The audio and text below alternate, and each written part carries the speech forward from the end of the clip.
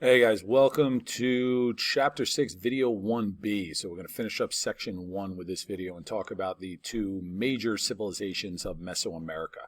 So in the previous video, we introduced civilizations in the Americas by first giving a pretty brief overview of how humans arrived and then expanded in the Americas, and also discussing the first civilization, the Olmecs. Now, the very last thing I said was that the Olmecs influenced other Mesoamerican civilizations. And let's get right into discussing the first one, the Maya. Now, Mayan civilization was centered in the Yucatan Peninsula in Mexico. Kind of a fun word to say there, Yucatan. All right, so it's this yellow area right in here, big resort area today. And prior to building up their towns and cities, they originally lived scattered throughout the land. They lived in a tropical environment, which wasn't always the best for large-scale farming. But like we talked about in the last video, humans adapt their environment in order to survive. And the Maya, they developed two farming methods that increased production and allowed them to thrive in a jungle environment. One was this thing we call slash and burn. Now, this method involves both cutting down and burning areas of forest and jungle in order to plant crops. After a while, the soil would be depleted and they would move on and do the same thing to another area. The old farming area would then be given the opportunity to replenish itself. So this is still used in jungle areas today. The other method was building raised fields. Move me out of the way. They would raise the fields in order to lift the crops above the floodwaters. So, this method is still used in tropical regions, hence the photograph today. And these farming methods led to more food, which as always leads to more people. Now, this increase in population led to cities.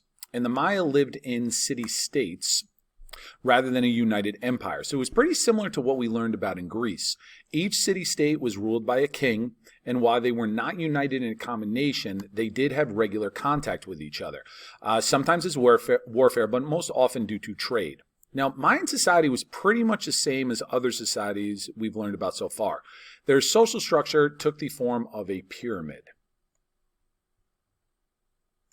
All right, so you got your king up top, in some cases high priest, but certainly royalty would have been up here at the top. And then you have your council, often part of the royal family, your priesthood. So the priesthood, the top priests, they were actually usually members of the royal family itself. You got nobles, warriors were also included up here in the nobles. They were going to be pretty high up. You did have a middle class, relatively small middle class actually, of merchants and artisans. And then at the bottom, the way that it is every place, you've got your farmers. They make up the majority of the population. Slavery did exist, you notice here, and slaves. All right, so they did have slavery, but it wasn't all that common, and slaves were usually prisoners of war. So let's move on now to talk about Mayan culture. So Mayan culture included some impressive achievements in learning and the arts. First thing to know about them is that they had a polytheistic religion that influenced many aspects of their culture and lives. For instance, they built massive stone pyramids for religious ceremonies. Excuse me.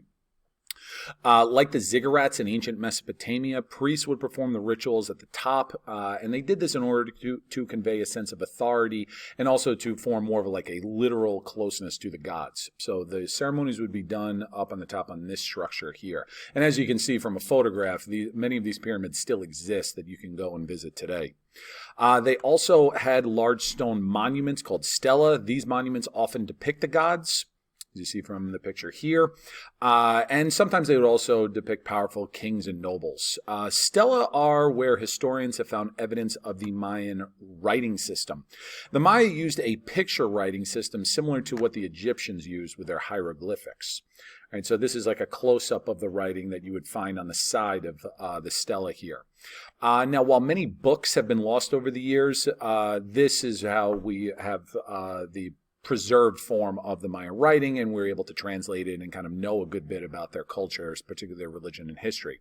Now, lastly, the Maya are well known for developing a pretty accurate 365-day calendar. And they did this through math and astronomy, which was pretty impressive. Now, around the year 900, the Maya abandoned many of their cities. We don't really know why. It might have been because of warfare, or it could have been because of overpopulation.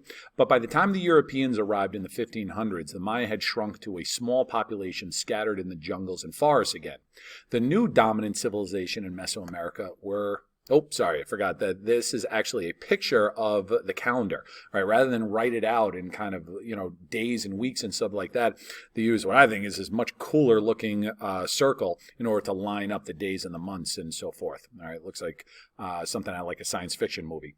So anyway, getting back into it, the new dominant civilization in Mesoamerica were the Aztec. Now, the Aztecs settled in, I'm sorry. Before I get into that, it's important to remember something about the Aztec. The Aztec are a collection of tribes, right? They are not a single people. These different groups, one of which were called the Mexica, from which they get the name Mexico, all spoke a similar language and believed that they had similar origins. So the Aztec is really more a nation than a single tribe. Anyway, the Aztecs settled into a region called the Valley of Mexico. All right, so if you're being really specific, the Valley of Mexico is more around here. That would be like the heartland of the Aztec Empire. But all of the yellow shaded areas, sorry about that, all of the yellow shaded regions were areas under Aztec control. So anyway, they settled here in the Valley of Mexico, which is a kind of a large plateau in the middle of the country. And here they formed, sorry about the hiccup there, guys. I'm not exactly sure where I let off. So just so that we're clear about the Aztecs settling in the Valley of Mexico, this large plateau there, I apologize if I have to repeat myself for a couple seconds there. I just want to make sure that we got everything. All right, so after settling in the Valley of Mexico, they form a capital city known as, and I always have to take my time when I say this, it's one of my least favorite words to say in all of Global One, Tenochtitlan. All right, so Tenochtitlan is their capital city. They built the city in the middle of a lake. All right, so this was a lake, and here you can see it was this island in it. They built it here because, according to legend, they were given a sign from the gods that that's where they should build it. So building a city on a swampy island in the middle of a lake was going to be tricky. Not a ton of land to expand on. So the Aztec developed a pretty ingenious way of expanding, what started out as a relatively small island into a pretty big expanse. Right? And you can see the different causeways that connected to the mainland, and you also see some evidence of canals and things like that. Those would have been man-made lands, all right, as they expanded outwards. And what they did to create this man-made land, they built what are now known as chinampas. Now, chinampas are artificial islands that are made by piling mud atop reed mats. All right, so let me just move me out of the way, make sure you guys can see here. All right, so these show the different stages of the chinampas. You've got the woven reed wall, right, and then people would get on top of it and just start piling mud and stuff like that on it. And these mats were anchored to the lake bottom by trees. Right, you see the willow trees here. And so the roots of the willow trees and then eventually the plants and the crops that would be grown on it would eventually spread down and anchor themselves on so that you would get more of a solid ground. All right, so eventually they would also fill in parts of the lake in order to make roads. And as I showed you before, they built those long causeways and were connected to the mainland. It was really a very impressive feat of engineering. All right, so now let's take a look at Aztec society. Aztec society was structured pretty much the same as the Maya society and all the societies we've learned about so far, but it was more of a warrior society. Warriors held a very high rank in Aztec society. As you can see, I apologize about putting the map up here first. I meant to put that up a little bit later. They would wear very, very elaborate get-ups, right? It was meant both to kind of bring attention to themselves and also intimidate their opponents. We'll see some video clips of what these guys would dress like. But they also held a high rank because they were constantly at war with other people, and they were usually pretty successful, leading to immense wealth. So they built a very large empire, as we talked about before, so I just want to show you guys on the map again. And from the people that they conquered, they demanded tribute. So tribute is payment from the conquered people. So that would be, basically, it's like a steady stream of money that's coming in. And this empire was ruled by an emperor, one emperor, and that's a big difference between this and the Mayans, who were split up into different city-states. Now, the emperor's primary function was to lead into war, but they were revered as an almost godlike figure. Here you see an artist's depiction, a European artist's depiction of Moctezuma, the last major Aztec emperor before the Spanish took control. So besides warriors, priests also held a very high rank as well. The Aztec blended religion and war, very seamlessly. Like the Maya, they built large pyramids to perform religious rituals, but unlike the Maya, though, these rituals regularly included human sacrifice. The Aztec believed that blood was necessary to give the sun god strength to rise each day, and therefore it demanded a human sacrifice. These sacrifices usually came from prisoners of war, hence the constant warfare, right? And for big celebrations, they might sacrifice hundreds, if not thousands, of people in one day. We'll talk more about the ins and outs of the sacrifice in class.